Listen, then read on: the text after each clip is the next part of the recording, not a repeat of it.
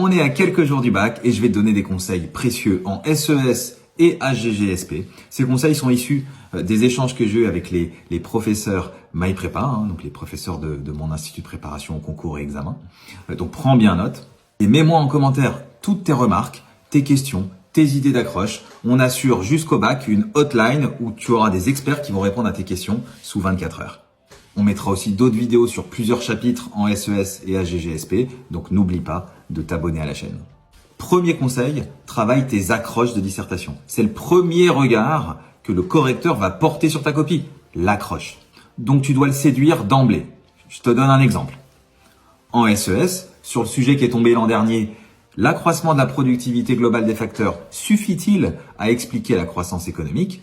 Là, tu peux accrocher en citant Paul Anthony Samuelson, qui était prix Nobel d'économie et qui disait en 1972 « La croissance des années 1960 fut une sorte de miracle économique. La véritable question n'est pas de savoir pourquoi les choses vont si mal aujourd'hui, mais comment elles ont pu aller si bien à l'époque. » Deuxième conseil, soigne tes définitions avec, si possible, un auteur de référence à l'appui. Je te donne deux exemples à connaître. En SES, tu dois connaître la définition de la croissance par François Perroux. En géopolitique, le concept de puissance est fondamental, donc tu dois connaître la définition de Raymond Aron. Dans son ouvrage « Paix et guerre entre les nations », Raymond Aron dit qu'au sens le plus général, la puissance est la capacité de faire, produire ou détruire. Troisième conseil, entraîne-toi à problématiser et en commençant par d'abord dégager des problématiques générales par chapitre. Comme ça, sur n'importe quel sujet, tu pourras affiner ces problématiques et les adapter au sujet donné. Par exemple, en géopolitique, sur le thème de nouveaux espaces de conquête, voici une problématique transversale possible.